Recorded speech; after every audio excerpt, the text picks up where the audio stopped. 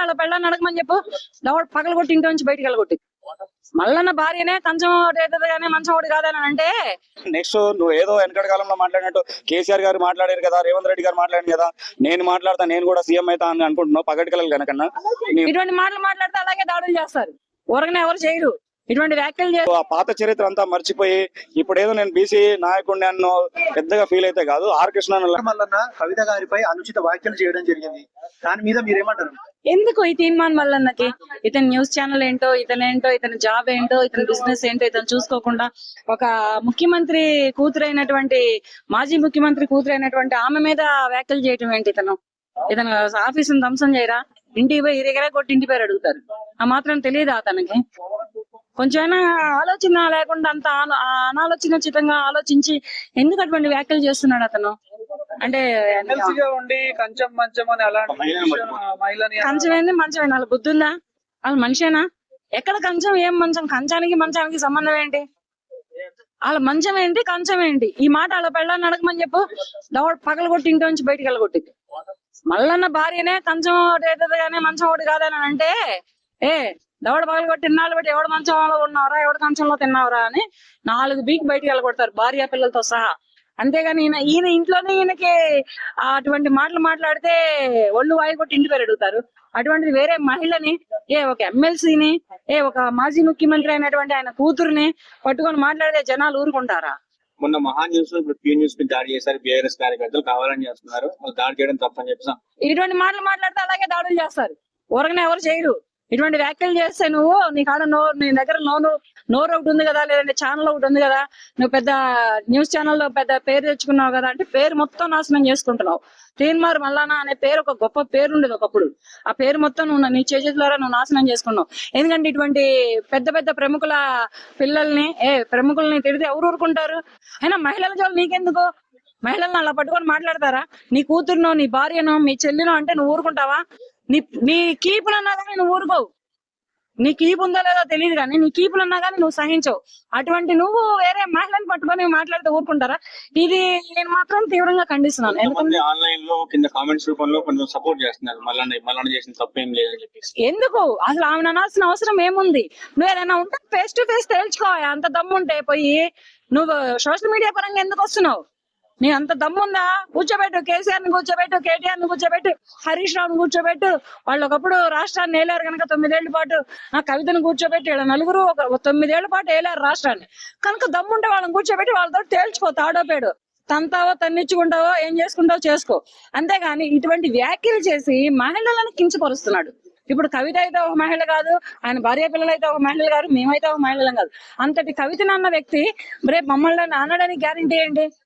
ఎవరైనా అంటాడుగా. అటువంటి అనుచిత వ్యాఖ్యలు ఎవరి మీదనే చేస్తాడుగా. అంటే మహిళలంటే అంత చులకనలో ఉన్నారా? సో కవిత గారు మహిళా కమిషన్ కి కంప్లైంట్ చేశారు. రియాక్షన్ తీసుకుంటారంటారా? తీసుకోవాలి. రియాక్షన్ తీసుకుంటారంటారా? కాదు, యాక్షన్ తీసుకోవాలి.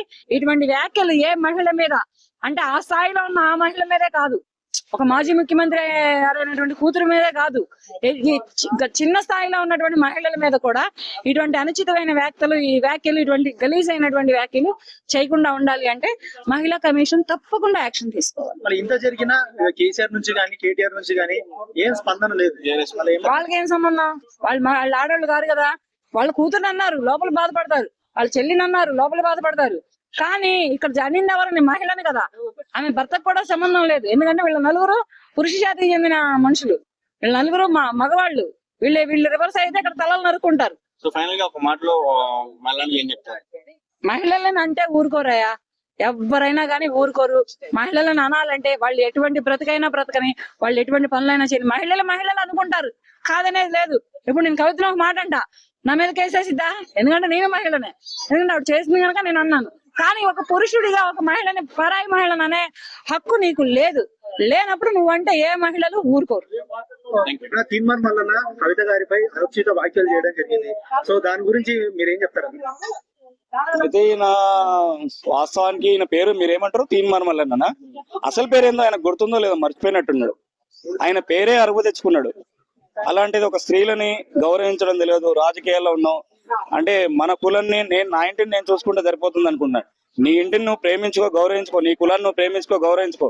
పరకులాన్ని కూడా గౌరవించడం నేర్చుకో నాయన. నువ్వు నాయకుడు అవుతున్నావు, ఏది గల్లీ లీడర్ కాదు, ఇప్పుడు రాష్ట్రానికి నేను ముఖ్యమంత్రి కావాలని ఆశపడుతున్నాడువి, నీ గౌరవంగా మాట్లాడడం నేర్చుకో. తీన్మార్ మల్లన్న అంటే అంతో ఎంతో కొంత అభిమానం ఉంది, కానీ నువ్వు మాట్లాడే పెద్దది, నువ్వు మాట్లాడే భాష, వ్యవహార శైలి అది సరైనది కాదు. ఎందుకంటే నెక్స్ట్ నువ్వు ఏదో వెనకటి కాలంలో మాట్లాడినట్టు కేసీఆర్ గారు మాట్లాడారు కదా, రేవంత్ రెడ్డి గారు మాట్లాడారు కదా, నేను మాట్లాడతా, నేను కూడా సీఎం అవుతా అని అనుకుంటున్నావు పగటి కలలు కనుకన్నా. నీవు సరైన పద్ధతిలో మాట్లాడు, సరిగ్గా వ్యవహార శైలి నడిపించు. నీపైన దాడిని మాత్రం ఖండిస్తున్నాం. ఎవరైనా ప్రజాస్వామ్యంలో దాడులను ఎవరు ప్రోత్సహించకూడదు. వాళ్ళు వ్యక్తులుగా వచ్చి దాడి చేసినంత మాత్రం మీరు గన్ ఫైరింగ్ అయింది, అలాంటివి జరగకుండా చర్యలు తీసుకోవాలి. అంటే ఒక ఎమ్మెల్సీ అయి ఉండి ఒక ఆడబిడ్డ మీద అట్లాంటి మాటలు మాట్లాడడం ఇంతవరకు అదే అంటున్నాం కదా, కామన్ మ్యాన్ కాదు కదా. మేము అదే అంటున్నాం కదా, వ్యవహార శైలి అనేది నువ్వు మాట్లాడిన పదాలు కూడా మేము ఉచ్చరించడానికి కూడా బాగుండదు. ఎందుకంటే ఇప్పుడు నువ్వు కొన్ని పదాలు వాడినావు, మరి నువ్వు తిరుగుతుంది ఎందుకు తిరుగుతున్నావు? రేవంత్ రెడ్డి గారితో తిరుగుతున్నావు, లేకపోతే రెడ్డిలతో తిరుగుతున్నావు, రావుస్ తో తిరుగుతున్నావు, ఇంకో కొంతమంది ఎక్సెండ్ తిరుగుతున్నావు కదా. మొన్నటి వరకు నువ్వు ఎక్కడెక్కడ ఉండు, ఏ పార్టీలో తిరిగినావు? నీ పాత చరిత్ర అంతా మర్చిపోయి నువ్వు ఆ పాత చరిత్ర అంతా మర్చిపోయి ఇప్పుడు ఏదో నేను బీసీ నాయకుడిని అన్నో పెద్దగా ఫీల్ అయితే కాదు. ఆర్ కృష్ణ లాంటి వాళ్ళు, ఎల్ రమణ లాంటి వాళ్ళు ఎంత సైలెంట్ గా ఎంత ఉందాగా మాట్లాడతారు. వ్యవహార శైలి మాట్లాడే విధానంలో ఉంటుంది. నీ ఎంబడి ప్రజలు రావాలంటే అది సరైన శైలి ఉండాలి. అంటే నిన్న అలా మాట్లాడింది, దాన్ని మళ్ళీ ఈరోజు సమర్థిస్తూ కేసీఆర్ ని చెప్పుకుంటూ అని చెప్పి కవితకు సూచన చేస్తున్నారు. వాళ్ళు తండ్రి కూతురు లేకపోతే తండ్రి కొడుకులు వాళ్ళ ఇంట్లో సమస్యల గురించి నీకు అవసరం లేదు కదా, నీ ఇంట్లో సమస్యలు నువ్వు చూసుకో. కేసీఆర్ వింటర్ స్పందించలేదు, బీఆర్ఎస్ తరఫు నుంచి ఏమన్నా సపోర్ట్ కూడా రాలేదు కవిత గారికి, ఎట్లా జరుగుతుంది? సరే, వాళ్ళ ఇంట్లో సమస్యల లేకపోతే ఇది ప్రైవేట్ సమస్యనా బయట సమస్య? యాక్చువల్లీ ఏమైంది, బీసీలో 42% రిజర్వేషన్ వచ్చింది. దాన్ని వచ్చేసి కవిత గారు సమర్థించడం అనేది కవిత వ్యక్తిగతంగా సమర్థించారు కవిత గారు. వీళ్ళు పార్టీకి, బీఆర్ఎస్ పార్టీకి తన సంబంధం లేదన్నట్టు కొంత శైలి నడుస్తుంది. వాళ్ళకు పడినంత మాత్రాన నువ్వు వెళ్ళిపోయి కంచం మంచం ఇంకేదో మాట్లాడతావు, అదంతా మరి నిన్నంటే ఊరుకుంటావా? తెలంగాణలో వాడుక భాష లాగా ఉంది అని చెప్పి మేము మరి ఇన్ని సంవత్సరాల న్యూస్ చూస్తున్నాం, యూట్యూబ్ చూస్తున్నాం, ఎక్కడ వినిపించలేదు కదా. మరి నీ దగ్గర నుంచి ఎందుకు వినిపించింది? ఇంతకు ముందు ఉన్న రాజకీయ నాయకులు గాని, ఇంతకు ముందు ఉన్న లీడర్స్ గాని ఎవరు మాట్లాడలేరు కదా మా అలాంటి పదాలు. విన్నారా మీరు ఎప్పుడైనా విన్నారా? లేకపోతే ఇంకేదన్నా చాలా మంది నాయకులు ఉన్నారు. వ్యక్తిగతంగా అంటే నువ్వు పని చేయట్లేవు, నువ్వు సమర్థుడు కాదు, లేకపోతే నువ్వు పొడుగోడివి, నువ్వు పొట్టోడివి, ఇలాంటి పదాలు విన్నాం. కానీ ఇలాంటిది ఎప్పుడు వినలేదు. మరి సో మహిళా కమిషన్ కి ఫిర్యాదు ఇచ్చారు కవిత గారు, మా చర్యలు తీసుకుంటారా మళ్ళీ మీద? యాక్చువల్ తీసుకోవాలి. అయితే ఇద్దరి తప్పులున్నాయి. వాళ్ళు తీన్మార్ మల్లన్న అనడం ఎంతైతే మిస్టేక్ అన్నదో, ఇప్పుడు తిని కూడా వచ్చేసి వ్యక్తిగతంగా ఇంకేదో మాట్లాడారంట, అలాంటివి కూడా కరెక్ట్ కాదు.